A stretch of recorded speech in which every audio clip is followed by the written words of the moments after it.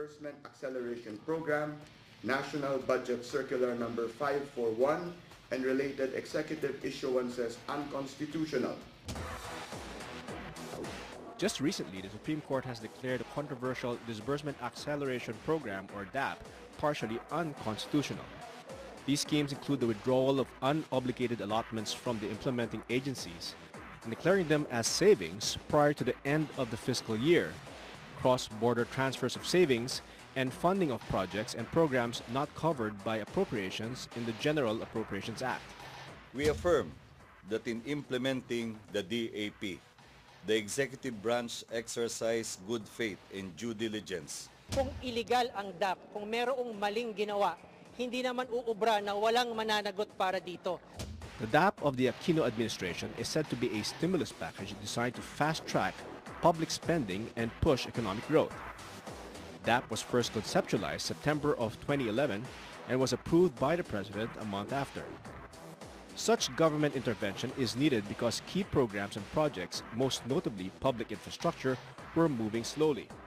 In 2011, an 83 billion peso budget for DAP was released and another 58 billion pesos in 2012. This amount was spent mainly for public works and agriculture, and in 2013, 15 billion pesos had been approved for the modernization of the Philippine National Police and for the rehabilitation of damages caused by Typhoon Pablo. But the good intent of DAP was shuttered when Senator Jingo Estrada, during his privileged speech, revealed that the stimulus package was used to bribe senators to vote in favor of the conviction of then Chief Justice Renato Corona.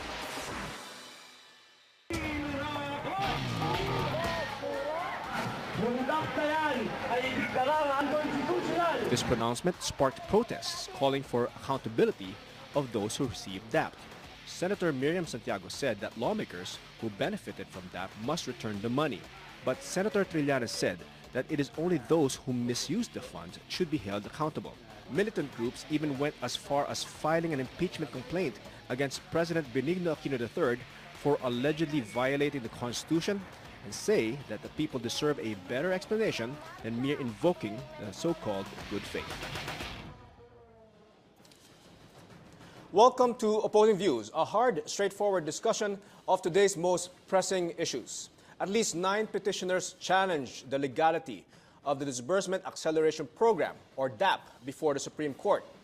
Now that the highest court of the land has declared DAP partially unconstitutional, some heads should roll. But the question is, whose heads? That's what we'll debate about tonight. So our question is, should all the DAP recipients be held liable? Good evening, I'm Nepomuceno, and this is Opposing Views.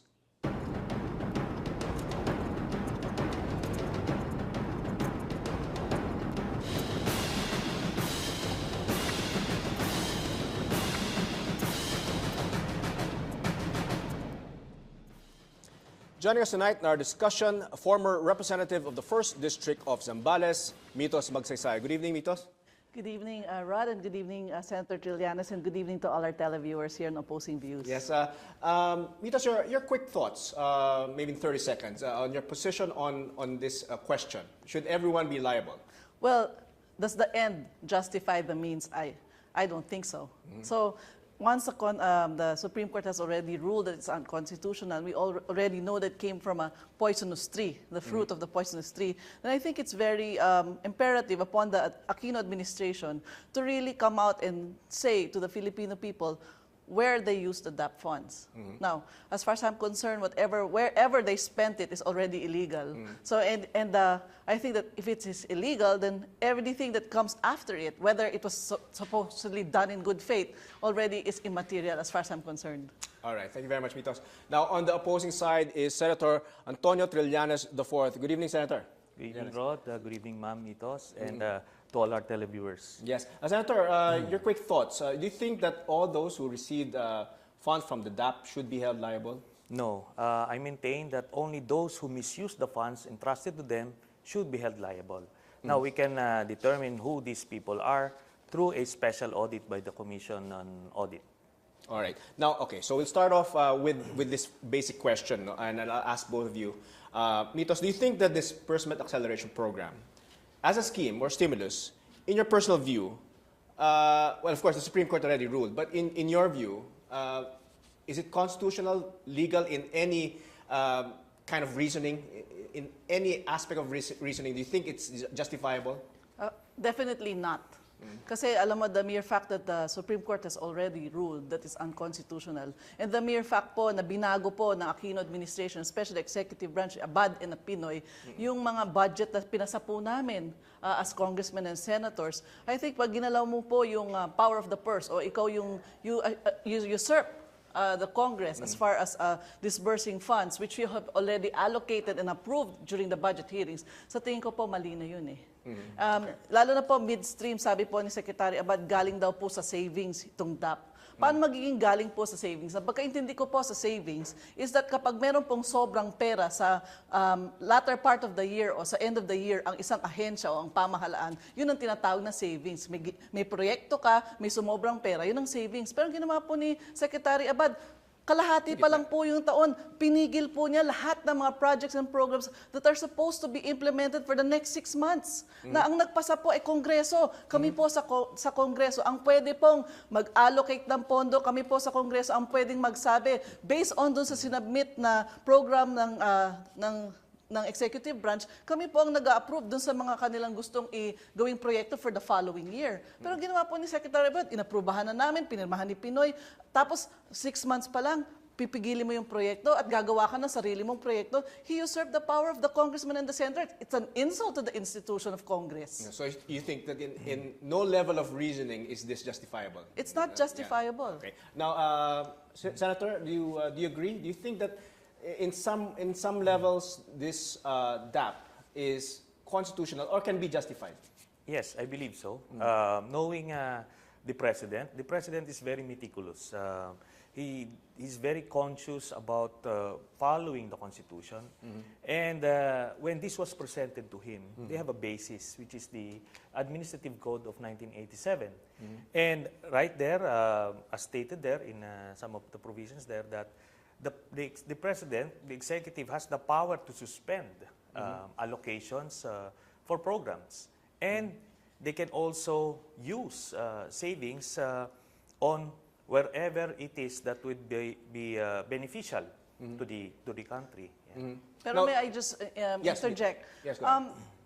The savings na interpretation po ni Secretary Abad is different from the savings na sinasite po ni Senator Trillanes. Na alam na po, naman po niya bilang legislators kung anong ibig sabihin ng savings. Okay, how do you define savings? Just for the benefit of our viewers. Like po ulitin ko po uli. Ang savings po ay kung sakaling nagbigay po kami ng pondo sa isang ahensya, matatapos na yung taon, may in-implement silang projects, may natirang pondo, yun po ang tinatawag na savings. Nakapagtipid ka. Pero ginawa po ni Secretary Abad, hindi pa po tapos ini-implement yung projects. 6 months pa lang into 1 year, pinigil na po niya yung lahat ng mga intended projects na inaprubahan namin sa lower house at sa Senado. At ng Pangulo, kasi pinirmahan ni PNoy yung yung budget na pinasa namin the ultimate signature is the President. Pinigilan niya yun So how can you say that that is savings? That is not anymore savings. Hinijack po niya yung pondo. Now, and he's not allowed to do that. Do you think that savings is only after the fiscal year is over, or can you already declare savings in the middle of the fiscal year? Well, the Supreme Court has spoken that it cannot be declared as savings when you're in the middle of the year. But again, presumption of regularity and good faith, when they saw that they have projected the savings already because they suspended the spending and allocation for the certain programs. Therefore, they don't need to wait for until the end of the year to declare it as savings. That's what they did. Now, the Supreme Court said it shouldn't be that way. Okay. Yes. But you can understand, I guess you can understand why the administration did that. Interpreted it a different way. Yes. I guess that's what you're saying, right? Yes. Now, kasi, like, for example, yes. Yeah, I'd just like to add, every fiscal year, at the start pag August, usually that's when we do our budget hearings, di ba po, Senator Trillanes?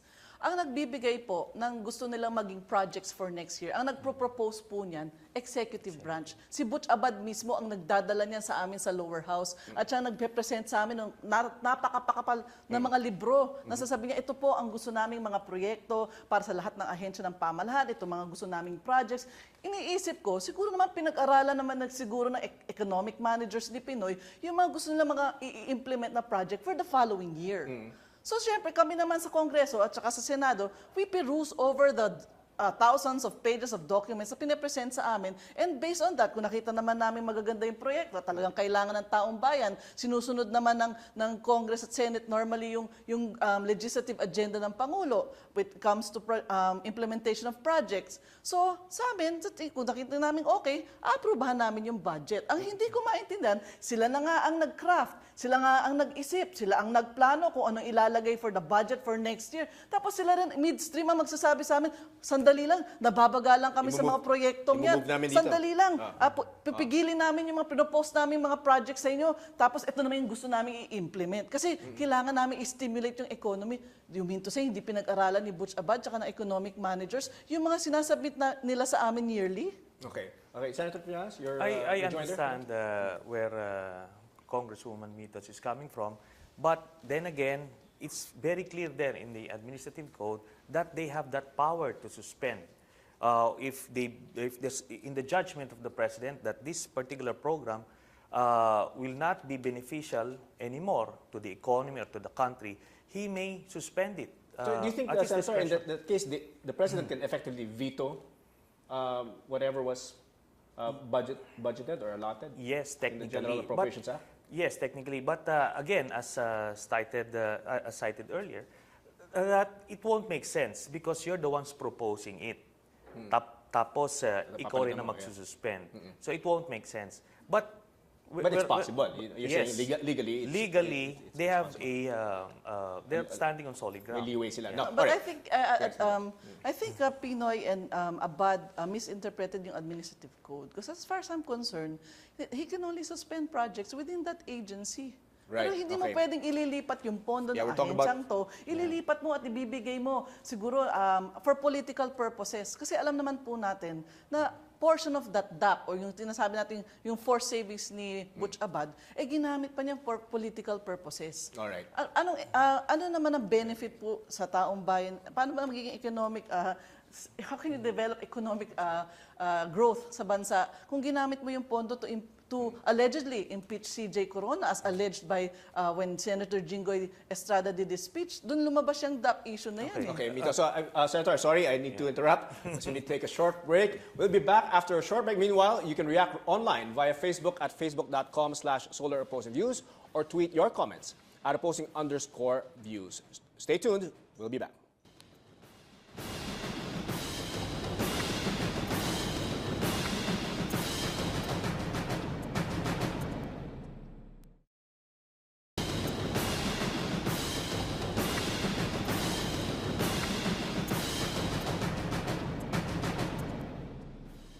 All right, welcome back. You're still watching Opposing Views on the Solar News Channel. We have with us Senator Antonio Trillanes IV and former Representative Mitos Magsaysay. And our debate question for tonight, should all the DAP recipients be held liable? Just before the break, Mitos was making a point that the DAP, or at least part of it, was used to fund the pork barrel or the PDAF of the senators who voted for the impeachment of Chief Justice Corona, right?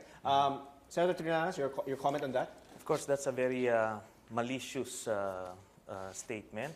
I'm not referring only to Ms. Mitos, but to all those who were trying to pound on that particular issue. The whole country saw the impeachment trial. The former Chief Justice Renato Corona was guilty as sin, okay? And everybody saw that. So if anybody who's claiming that he was bribed, then probably he's the only one who was bribed.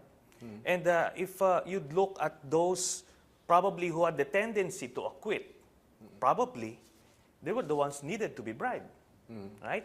And I remember this attorney, Judd Roy, who publicly claimed that he got information that the senators were approached and dangled with 100 million pesos.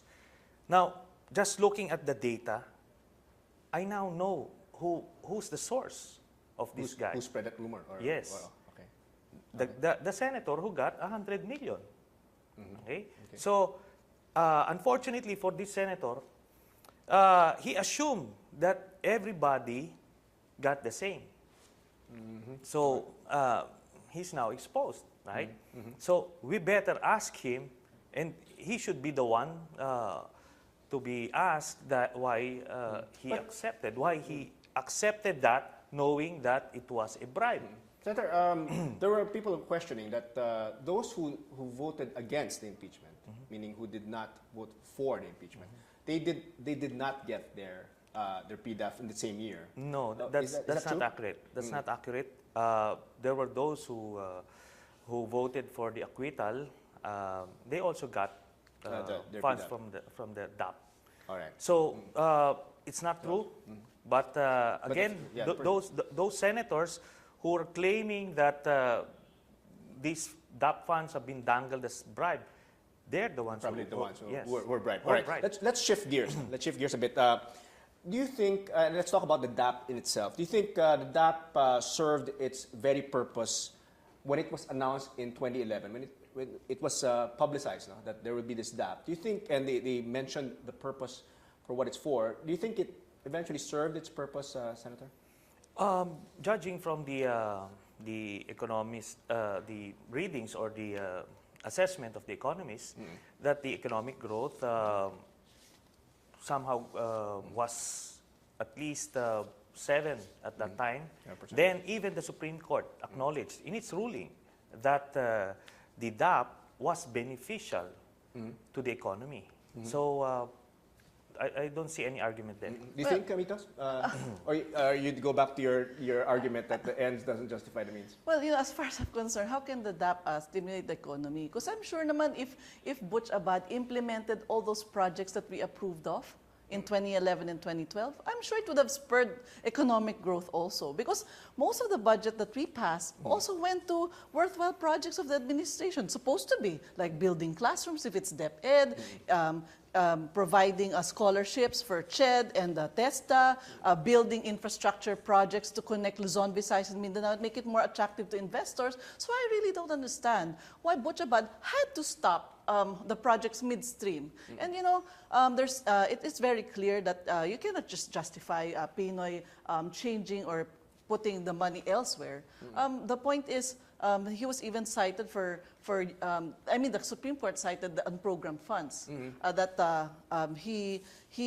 they have a wrong interpretation of unprogrammed funds, because unprogrammed funds are funds that you can spend or on in cases of emergency, if only those funds came from excess of revenue. Yes. Kasi for a fiscal year, the government is supposed to earn a certain revenue. And if the target is exceeded, then that is what you call unprogrammed funds. Right. And that's the only time that the president can allocate money to certain projects. But definitely in those years, 2011 and 2012, they were not able to prove in the Supreme Court that the budget year, the fiscal year, that the government exceeded their target as far as revenues are concerned. Okay, Mitos, let me ask you, and then I'll ask Senator. What will happen now to the DAP beneficiaries? I mean, we had DAP allocation for UP, for example, for the building and renovation of campuses, construction of the statistics building, Los Baños Learning Center, for example, the 2-story building in Mindanao, the purchase of the MRI CT scan in UP Manila. These were all, you can trace it, and these were all from the DAP funds. So what do we do with that? May I ask the economic managers of PNoy, why not in foresight or hindsight? Did you not put those in the budget cover when you submit your budget proposals to us every year? If you knew that these projects would be worthwhile projects, then you should have put those in the budget of the DOH. Correct. But now that they're already there, But we can't do as far as I'm concerned, how do we undo that? That's the problem. These fruits now come from an illegal source. And I cannot, should we just say, wag na lang, kalimutan natin, napunta sa mabuting bagay kasi it was done in good faith?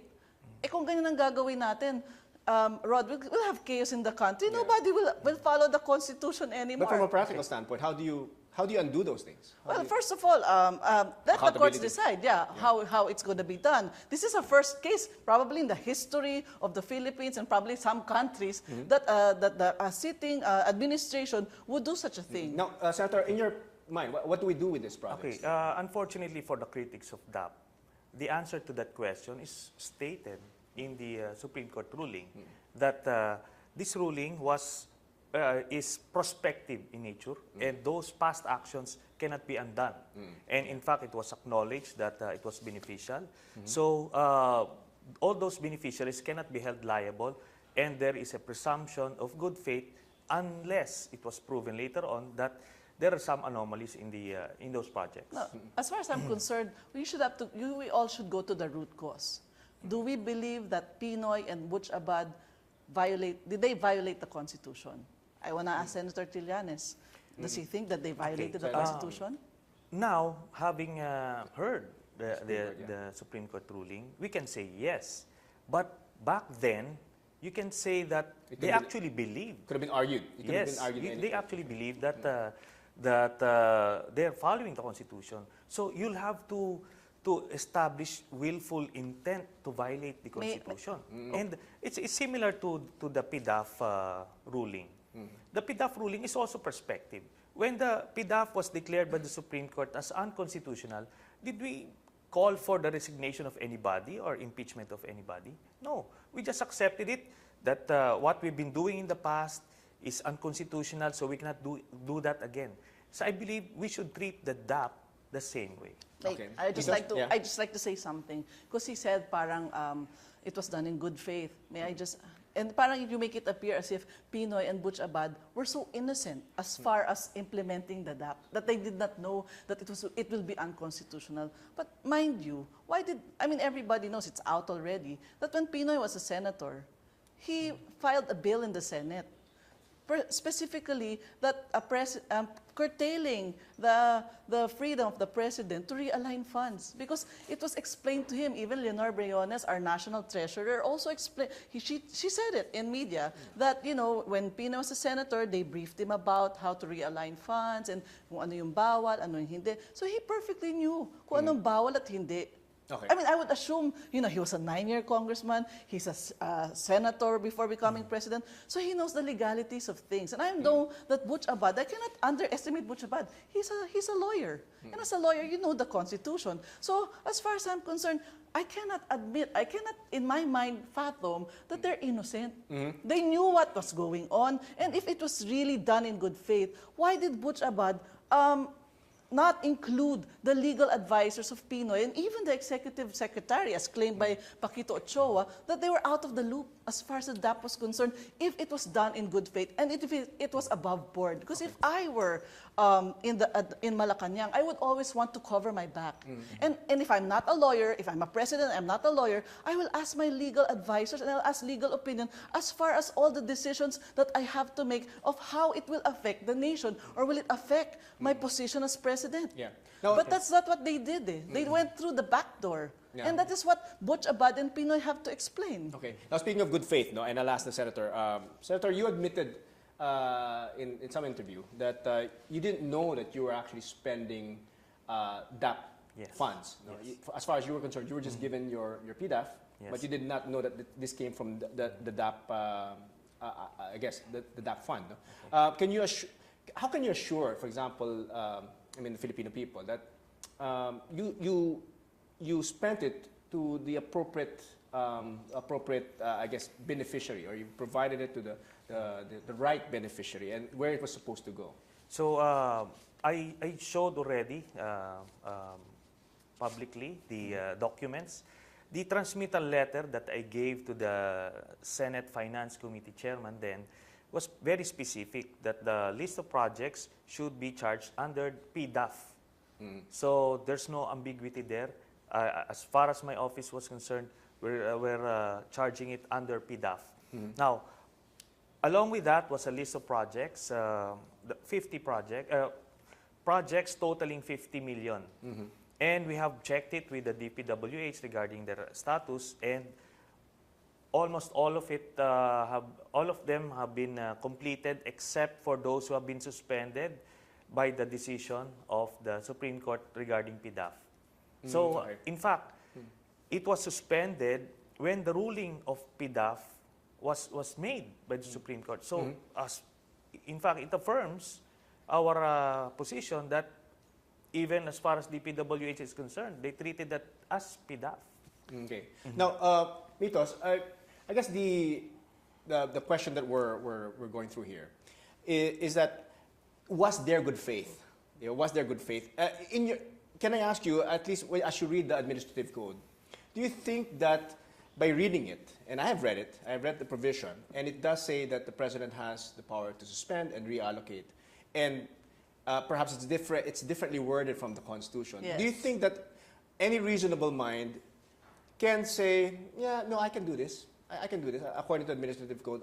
In other words, you can justify what they did based on the administrative code as you read it. Okay, Literally. I am not a lawyer, but as far as I'm concerned, anything any AO, I'm not a lawyer, cannot supersede the Constitution. Okay. The buck stops with the Constitution. So if there's anything that goes against the Constitution, even a comma or a phrase, as far as I'm concerned, ang dapat pakinggan natin yung Constitution. But considering there's Kasi a yun law, ang Biblia natin considering the administrative code is also a law, and the one who should interpret whether it's violating the Constitution is the Supreme Court, you think that the executive can justify it? As far as I'm concerned, the Supreme Court is the only interpreter of the law, and Yes. not the executive branch, not PNoy, not Butch Abad. It's the Supreme Court. Correct. So, Okay, Senator, I'll allow you to interject, and but we'll need to take a short break Okay, after this. my take is this. Let's remember that PDAF before was ruled twice as constitutional by the same Supreme Court that we have. So on the third time, on the third try, because there was this there's clamor to scrap the pork barrel, they suddenly changed. So I wouldn't be surprised that 5 years, 10 years from now, under a different composition of the Supreme Court, they would rule DAP as constitutional. So I'm not worried because they're talking about legal technicalities that can be interpreted either way. You know how lawyers are, Attorney Rod. Yes, I know them very well. All right, we need to take a short break. Don't go away. When we come back, the result of our online poll on the issue and the final words of our guests. Stay tuned. You're watching Opposing Views.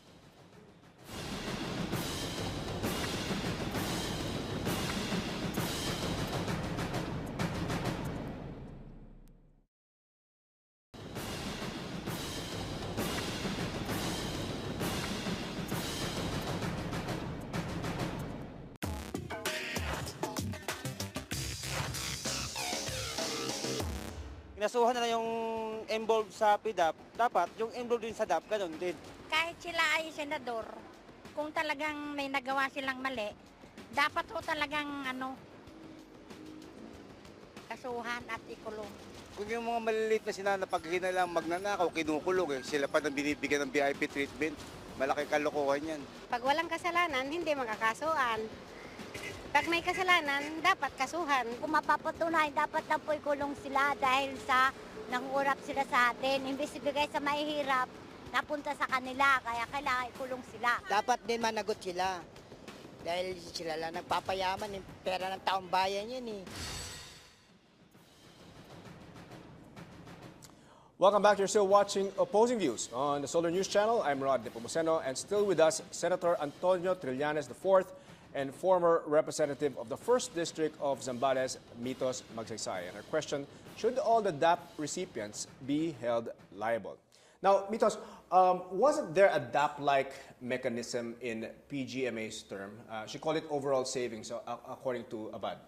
but you know, as far as I remember, it was not like the DAP. Because during Arroyo's time, she never stopped In the middle. projects in the middle and called it savings. If ever there were savings during her administration, it was because, the honest to goodness sake, because if ever she violated the Constitution, I'm sure somebody would have filed cases against her for violating the Constitution. Yeah, but just to play devil's advocate here, for example, if you're starting the year, January, and then January to March, you were supposed to fill a position, and you didn't fill that position. So automatically, from January to March, there was already saving on that particular head, that particular position. And let's say in January to March, there was supposed to be construction to be done, let's say to pave a road. And then after that, you knew there were savings already there. don't you, I mean, just to argue the point, don't you already know that for that particular project there was already savings, therefore you don't have to wait till the end of the year?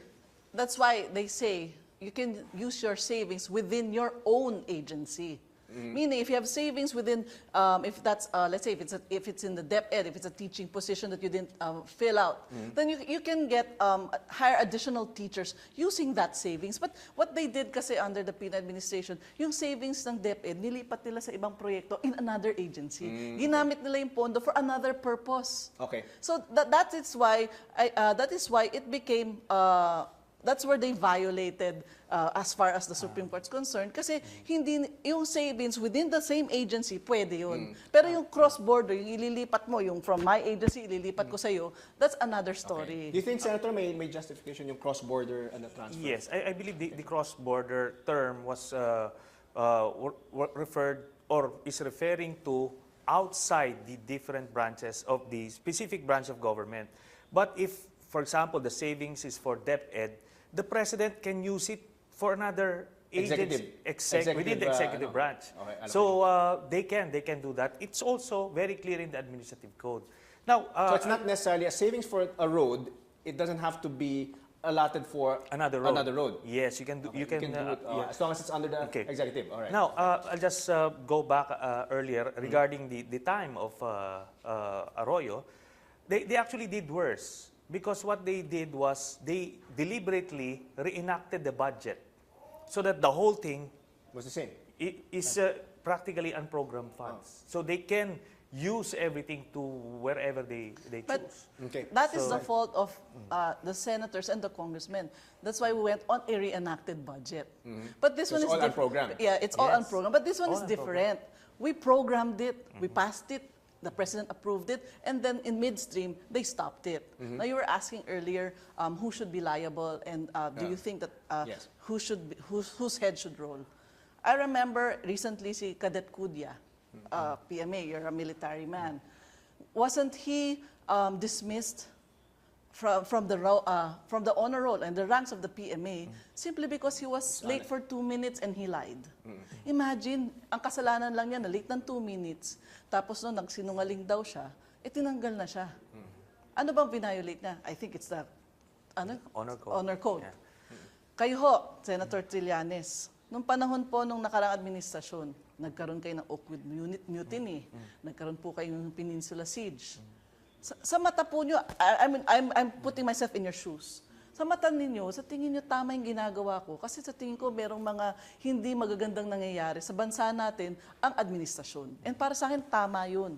Pero ba't nung bandang huli, nakulong ka? Kasi ang sinabi nila, na inadmit mo naman kay Karen Davila, kasi alam ko may ginawa akong kasalanan. Kaya pinagbayaran ko, nakulong ako. Ito din sa issue ng DAP. Ano ho bang kasalanan nyo? Security threat lang po kayo, Senator Trillanes. Wala naman kayo violate na ng Constitution. Pero naging security threat kayo. Kasi you destroyed life and property. Alam mo yung mga ganun, property, wala naman life na namatay. Pero dito ho sa issue ng DAP, ano ang na-violate dito? Ang Constitution ang violate ni Abad tsaka ni PNoy. So, mas malala po yung ginawa nila. Bakit natin papabayaan na lang that they go scot-free? Nag-resign si Butch Abad. The latest, he filed his resignation. Pero hindi naman tinanggap ni PNoy. So what does that say? Okay. So you're saying, of course, Secretary Butch Abad and PNoy should be held liable. Because they're the ones who implemented this DAP. And PNoy even went to the extent and said, I will take responsibility for everything. Okay. Senator? Again, I would disagree because having Supreme Court rulings declaring executive action or legislative action as unconstitutional doesn't mean that there is a criminal offense already. And I think what we're looking for is this. If we want the head of the President or Secretary Butch Abad, for what? What is the crime that we're charging them with? For example, if they're saying nangurakot, o sige, how much? Nobody can even say. They're saying, Senator, technical malversation because you're not supposed to be moving one item of a budget to another. Okay. One element there in technical malversation is the element of deception.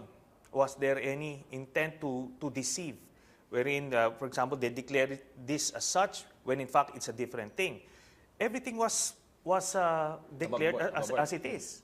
There was no attempt to hide anything, but the process was the one that was declared unconstitutional. At least on your end, Senator, you think that there's enough transparency on the part of the administration? There's enough transparency insofar as how the DAP was? No. I'll admit to that we have yet to see where all the DAP funds went, really. As far as I was concerned, the 50 million that they gave from DAP, I already showed it to the public where it went, and they can check it out. So sorry, Senator, how do we know that there's no technical malversation if there's been no, I guess, transparency in presenting how it's been we're talking about the process. As far as the process is concerned, there is no technical malversation. Now, another element for technical malversation is you did this so you can benefit from it. Now, that's where the critics of the DAP are having difficulty with, because they cannot show anything that all these transfers of funds or savings ended up with either the President or Secretary Butchabad. So now we can find out really who pocketed funds through a special audit by the Commission on Audit. But as far as I'm concerned, I'll go back to my main premise. Does the end justify the means? Because as far as I'm concerned, when you say that the President did not violate or Butchabad did not violate, the mere fact that the Supreme Court has already spoken that the Constitution itself was violated. But after the fact, that was after the fact. But still, but the ruling stays, because when it was found out, you're saying that the process was done properly. It was the process that was at fault. It's a process that is questionable. But because the Supreme Court did say that if there, appropriate action should be filed for them to be held liable. So I guess the Supreme Court didn't say they were liable. It just opened the door. Yeah, but the mere fact that the Supreme Court said that there were certain issues that were unconstitutional, and that is what Butchabad did, then somebody has to pay. Okay, I'll go back to the previous ruling about the PDAF. When PDAF was declared unconstitutional last year by the Supreme Court, did we ask for the resignation of all the legislators who were dispensing the PDAF, or even the President and Secretary Butchabad, who were part of that, actually, the executive and legislative? No, we did not. So it's the same thing, because the ruling is prospective. If Secretary Butchabad and the President will continue to implement DAP despite this ruling, then we can But then the Supreme Court also said that the burden of proof of good faith now lies in their hands. They have to prove that it was done in good faith. Yes, but the mere fact that Secretary Abad, you said everything was above board, na parang wala siyang tinago. The mere fact na hindi niya dinaan sa legal channels ng Malacanang, sa normal procedure sa Malacanang, dadaan sa office ni Executive Secretary Ochoa, titingnan niya ng mga legal advisors ni PNoy, tapos pupunta sa desk ni PNoy. The mere fact that it was just an exchange between PNoy and Abad, and everybody were out of the loop. Even Secretary Ochoa said, wala akong kaalam-alam dyan. Even the legal advisors of PNoy said, wala rin kaming kaalam-alam dyan. Kung talagang above board yan at done in good faith, ba't mo itatago? Ba't hindi mo ilabas in the open? Why so much secrecy as far as implementing, disbursing these funds are concerned, if it is above board? Well, I think that he was very open. In fact, it was Secretary Butchabad who announced this DAP thing last year. Nobody knew about it, but he declared it. They have this disbursement acceleration program, which was adopted by the President. Now, I would like to believe that while it may have been conceptualized by Secretary Butchabad, but the President have adopted it.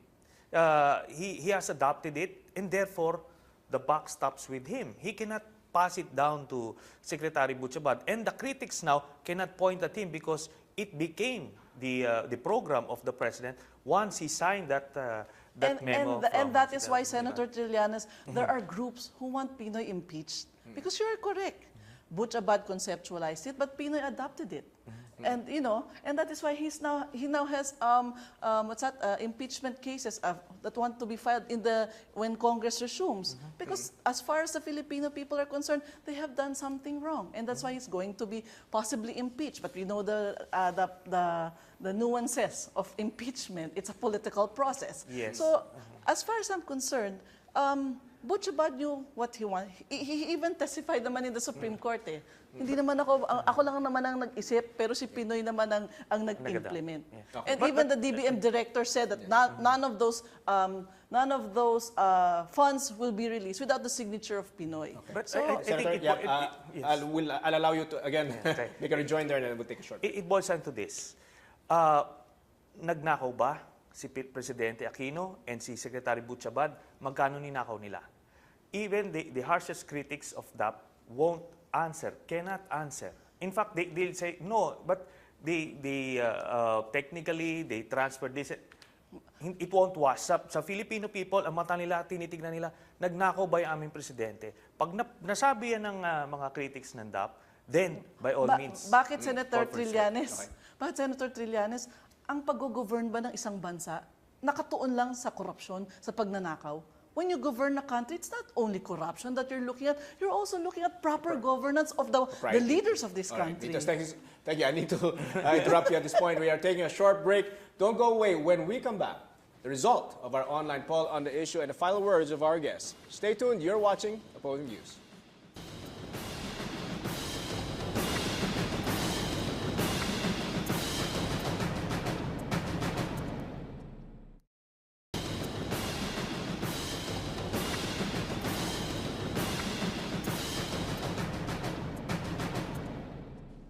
Welcome back. This is Opposing Views. I'm Nepomuceno. Our guest, Senator Antonio Trillanes IV, and former Representative Mitos Magsaysay. And our debate question for tonight: should all the DAP recipients be held liable? Okay, we were talking about the liability of, supposed liability of President Aquino and perhaps Secretary Butchabad. Now let's focus on the recipients. Senator, I'll throw it to you first because you obviously received from the DAP. Do you think that all the recipients, kasi as mentioned by Senator Santiago, the DAP must be returned because to her it's stolen money? I believe when Senator Miriam Defensor Santiago made that statement, she has yet to read the Supreme Court ruling, because it's stated there in the Supreme Court ruling that those that have been done already, or the past acts, cannot be undone. Okay? So the beneficiaries there is presumption of good faith unless it would be found out through an audit by COA and other investigation agencies that there are some anomalies, or it ended up into somebody's pocket. So that's the ruling by the Supreme Court. Okay. Mitos, do you think that everyone, including possibly Senator Trillanes, who received some portions of the DAP, should be held liable? Well, for one, we need to have an investigation, an independent body, because there's so many allegations as far as the DAP. It's so funny. Malacanang said, 91% of the DAP was implemented properly, but the 9%, the one that we gave to the legislators, we're not sure. Make them answer and say where they put their money. So parang they put a cloud of doubt pa on the legislators. See? So ang tanong ko dito, because during the CJ impeachment, there were so many allegations that allegedly senators and congressmen were bribed to vote in favor of what Malacanang wanted, and which was to impeach CJ Corona. To the point that the figures came out, and some of my ex-colleagues, because I'm not a legislator anymore, even said that some of us binigyan na lang kami ng pera galing sa National Dairy Corporation. Wala namang baka doon sa distrito ko. Nung sinabi ko walang baka, ang binigay pera. So what I'm trying to say is, bakit? Okay. A lot of the questions arising from you mentioned earlier, diba? The president can reallocate. Not necessarily, if it's savings for road construction, that savings doesn't have to be used for another road construction. But we didn't get to touch on yung cross-border, like from one branch to another, and the questions that being raised by most people, in social media especially, is that why was there a transfer of DAP funds to the legislature, the senators? I would like to correct that impression. There was no transfer of funds because we were just asked to identify projects. The funds remained in the executive? With the executive. So we just gave the list of identified projects. So PDAF is under the executive? Yes. Is PDAF under the General Appropriations Yes, Act? it is. Under the executive? It is. Okay. So we just identified. The funds were never transferred to the Senate. So there was never any cross-border transfer with the Senate and the executive. But some of the constitutional bodies were also given funds coming from the DAP, like the Intelligence Fund of the COMELEC. Supreme Court, I think, as well? The Supreme Court, the COA were also given DAP funds. And that was admitted naman by the chairman of COA and the chairman of COMELEC. So as far as I'm concerned, ang question lang naman dito si Kudya, dinismiss, just for being late 2 minutes and telling a lie. Ang grabe ng magnitude ng punishment niya. Nag-aral yung bata ng 4 years, top of his class, tapos gumastos ang gobyerno para sa education niya, tapos dahil doon lamang, tatanggalin mo. But those are apples and oranges. But still, the point is here is liability. Yes, when you do something wrong and you violate a law, whether it's a small law, a tradition, a security law, or yung corruption issue, pero when you violate the Constitution, ang issue na dito, kahit na sabihin ho sa akin, Senator Trillanes, na prospective tayo, hindi pwedeng retroactive. Ang tanong dito, meron pa ba tayong dapat pa bang pagtiwalaan si Butch Abad at saka si PNoy, knowing na they entered this DAP with eyes wide open. Alam nila ang implications nito. Alam nila na that this is unconstitutional. Yet they went ahead with it and tried to fool the Filipino people by saying na it was done naman in good faith. Kung good faith ang isa-cite natin, lahat na lang ng mga magnanakaw dito sa bansa, sasabihin na lang nila sa atin, ako, nagnakaw ako kasi yung anak ko, papakainin ko yung 5 anak ko sa bahay. We'll allow the Senator to interject. I again would beg to disagree. Because when the executive branch was implementing DAP, it was yet to be ruled as unconstitutional. They actually believed that it was constitutional, and they based it in the administrative code. It was a law. They were following a law. It's not as if they totally disregard all the laws of the Constitution and went ahead and acted like Robin Hood. But that's not the case. And they have legal basis when they started it. And again, I'd go back to the so-called infallibility of the Supreme Court. Twice, they ruled PDAF as constitutional. On the third time, they ruled it as unconstitutional. Now, under a different composition, again, of the Supreme Court, I believe this can go either way again.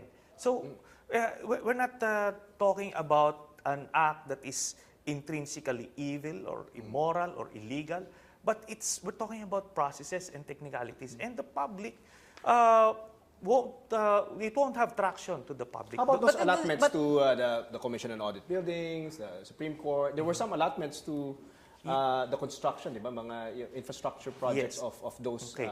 So it was ruled now as unconstitutional, the so-called cross-border transfers. Yeah. But again, if you're looking at the administrative code, the president can augment any part of the budget, and he can utilize the savings as he desires. But you know, there are also certain conditions that you have to meet before you can transfer funds and you can utilize funds. I mean, if that happened, Senator Trillanes, di sana ginawa na yan nung panahon pa ni Cory, ni Ramos, ni ERAP, ni GMA, until kay PNoy. Kung pwede pala yung iniisip po ninyo. Pero ang point po dito, kahit sa decision na pinenong some of the justices, sinabi nga ng isang justice, ikaw, Secretary Abad, 9 years kang abogado ka, 9 years kang congressman, hindi ako naniniwalang hindi mo alam kung anong nakasaad sa Constitution. Alam kong alam mo yan. Yung nagdududa yung judge, hindi niya alam yung, you cannot feign innocence to me. Parang ganun yung sinulat, yung linya So para sa akin, and PNoy knows that also, kasi nung senador siya, briefing naman siya tungkol dyan Kaya nga may batas siya, may bill siyang final sa Senate dahil at that time, ayaw niya si GMA mag-realign ng funds at mag-impound ng mga pera ng taong bayan. Ako na lang tanong kay Senator Trillanes, you are Senator, who knows, one day you might be the president of this country. Would you do? And would you do exactly what PNoy and Abad did? If I would be faced in a similar situation, and I would be presented with such an idea, and the bottom line here is it would help me fulfill my mandate as president of the country, I would do it. Do you think the DAP, in and by itself, just the principle of it, has helped fast-track a lot of projects? Yes. And thus spur the economy? Yes, it but did. I don't know and how... even the Supreme Court agreed to that. It's in the ruling. But then, you know, Senator, it's in the Constitution, three separate bodies. It's the legislative branch who crafts laws, amend laws, repeals laws. It's the judiciary who interprets the law. And it's the executive branch who implements the law. Papayag ka ba? Pareho tayong legislator dito. Papayag ka ba na i-usurp ng executive branch yung power ng Congress over the purse? Will you allow an institution like the executive branch do and supersede yung mga ginagawa na tayo lang ang pinapayagan ng saligang batas na gumawa Yes, nun? I agree. In hindsight, yes. We're in agreement that it shouldn't be done anymore. But we're talking about that particular... You're talking about in the past, in the past. It could have been interpreted either way. It could have been interpreted either way. Then, Senator Trillanes, if you're talking about the past, kung papatawarin natin yung mga gumawa ng DAP, mga authors ng DAP, patawarin na rin po natin lahat ng gumawa ng kasalanan na nililitis nyo ngayon dyan. Yung mga kasamahan mo...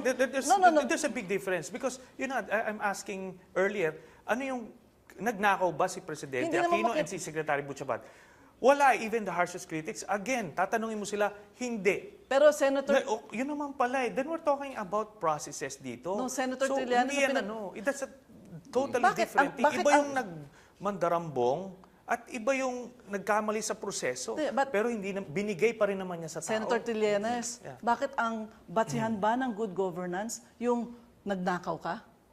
Good governance is how you lead the nation and following the Constitution, following the law. Yan ang basic na tinuturo natin sa tao. You have to follow the Constitution as elected officials and even appointed officials from barangay captain up to the president. Pag sineswear into office kami, meron po kami sinusumpaan. Of office to the Constitution. Kami po ay susunod sa saligang batas at sa lahat po ng tenets yan. We will follow the Constitution, obey the laws, etc., etc. What is the point of that? If we, legislators, will allow another branch of government or anyone for that matter, maybe you, maybe me, if we violate the law, then we should pay for it. Mitos, just to be curious, no? Kaya ka nga po nag-Ocod Mutiny at saka nag-Peninsula Siege kasi sa mata mo, meron pong pagkakamaling nangyari na gusto mong itama at gusto mong ipahiwatig sa taong bayan. Mitos, you were mentioning earlier about the executive's role, no, and the judiciary's role. The judiciary's role is to interpret the laws, and of course the executive is to implement the laws. No?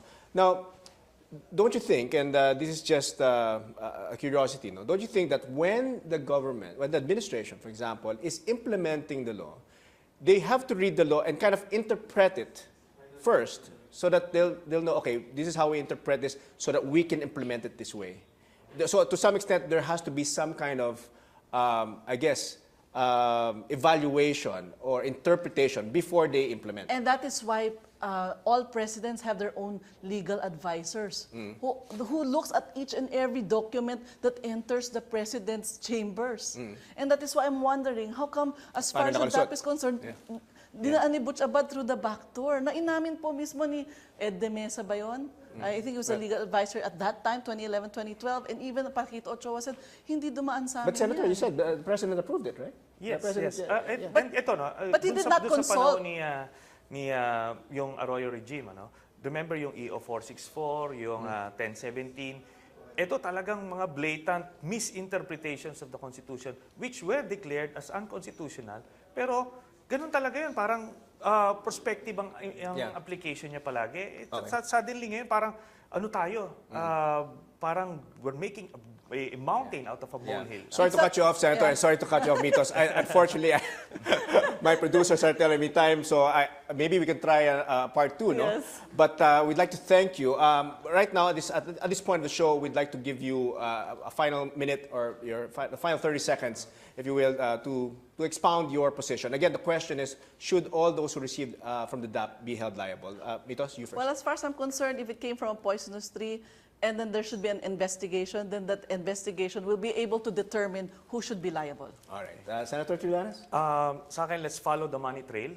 If it leads to somebody's pockets, then by all means, we prosecute the guy. At least we're in agreement that there should be some kind of investigation. Yeah. All right. Okay. Thanks to our guest, Senator Antonio Trillanes IV and former Representative Mitos Magsaysay. Now let's feel the pulse of our viewers through our online poll. Our question, should all the DAP recipients be held liable? Those who answered yes, 70%, and those who answered no, 30%. And that's our opposing views for tonight. Tune in again next week for another bold and engaging discussion on today's most relevant issues. I'm Nepomuceno. Good night and God bless.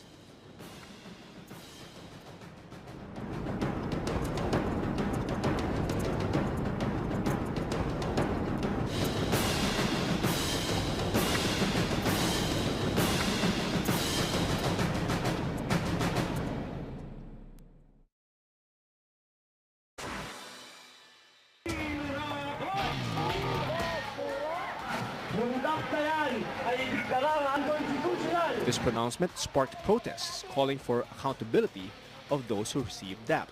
Senator Miriam Santiago said that lawmakers who benefited from DAP must return the money. But Senator Trillanes said that it is only those who misused the funds should be held accountable.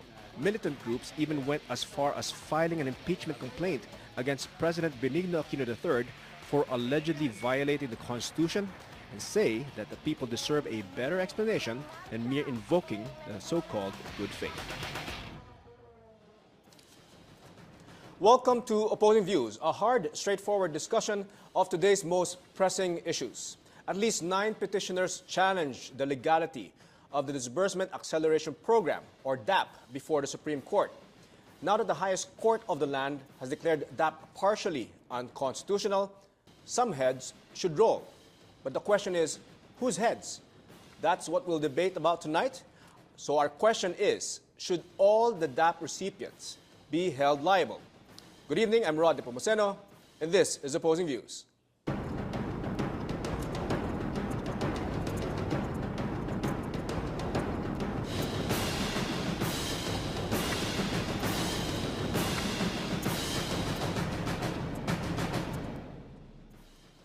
Joining us tonight in our discussion, a former representative of the 1st District of Zambales, Mitos Magsaysay. Good evening, Mitos.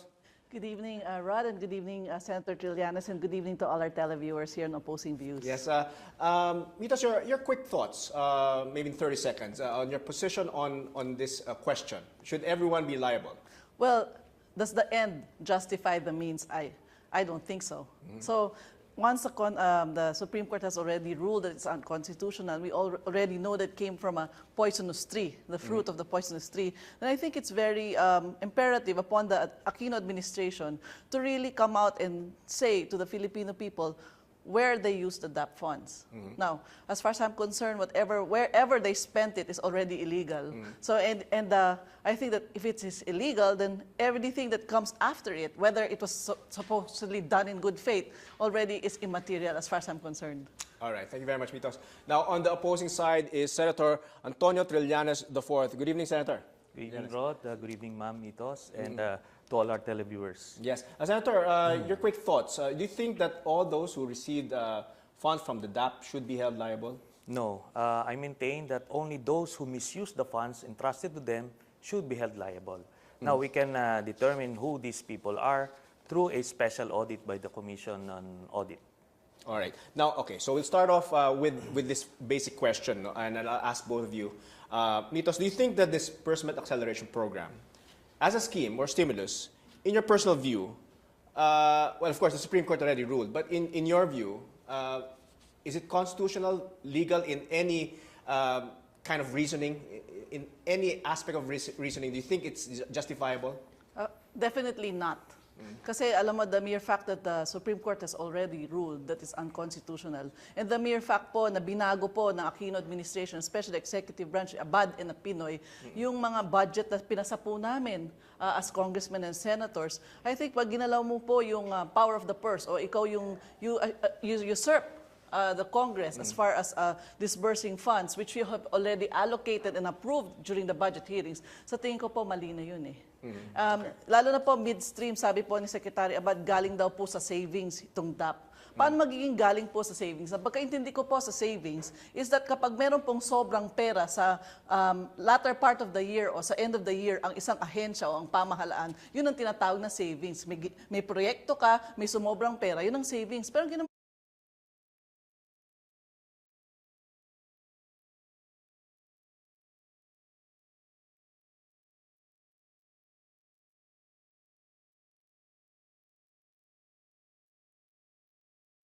Disbursement Acceleration Program, National Budget Circular Number 541, and related executive issuances unconstitutional.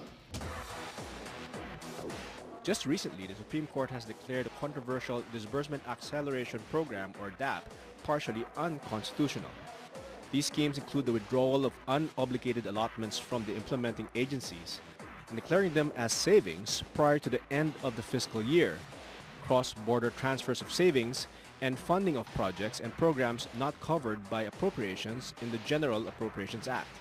We affirm that in implementing the DAP, the executive branch exercised good faith and due diligence. Kung illegal ang DAP, kung merong maling ginawa, hindi naman uubra na walang mananagot para dito.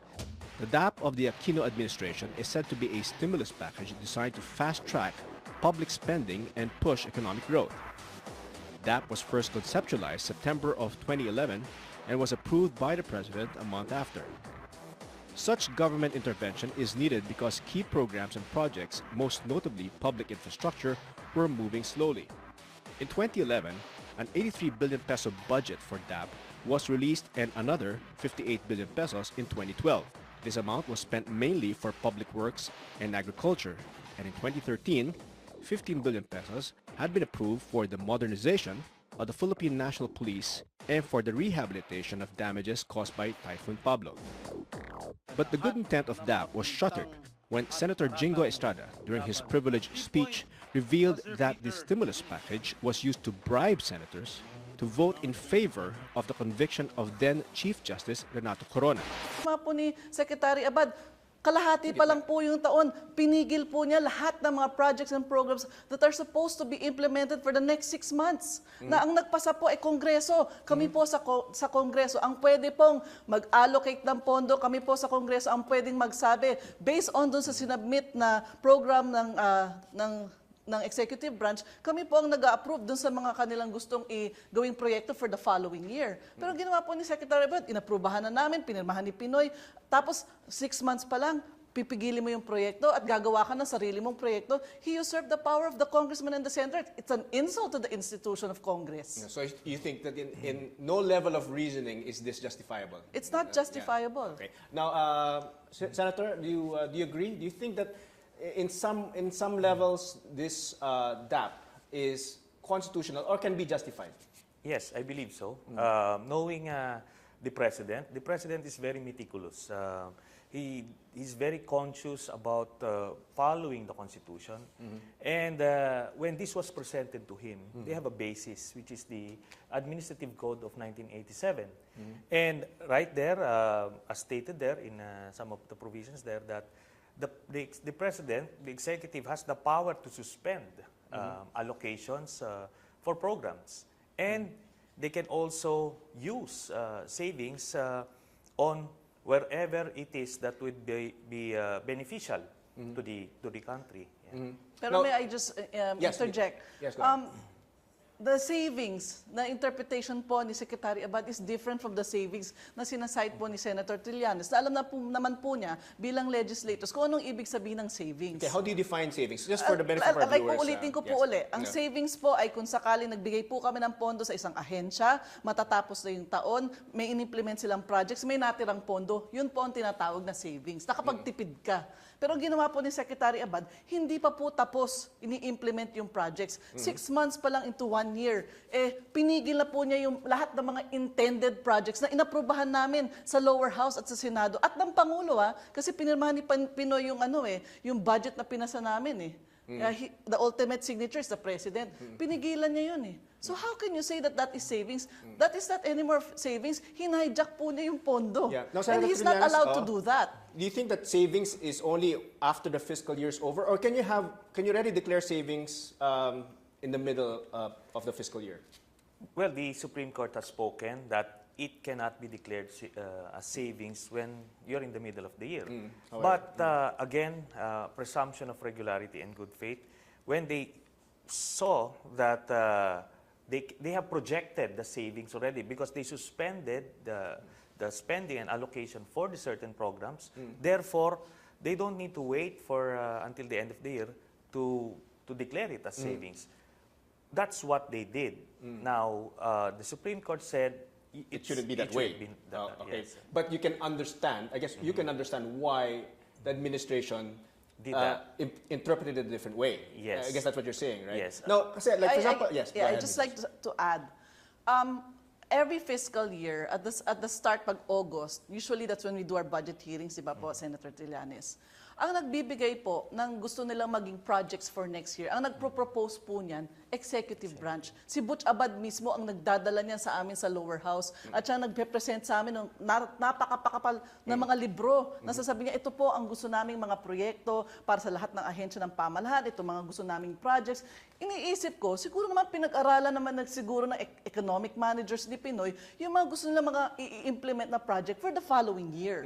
So, syempre, kami naman sa Kongreso at saka sa Senado, we peruse over the thousands of pages of documents na pinapresent sa amin. And based on that, kung nakita naman namin magaganda yung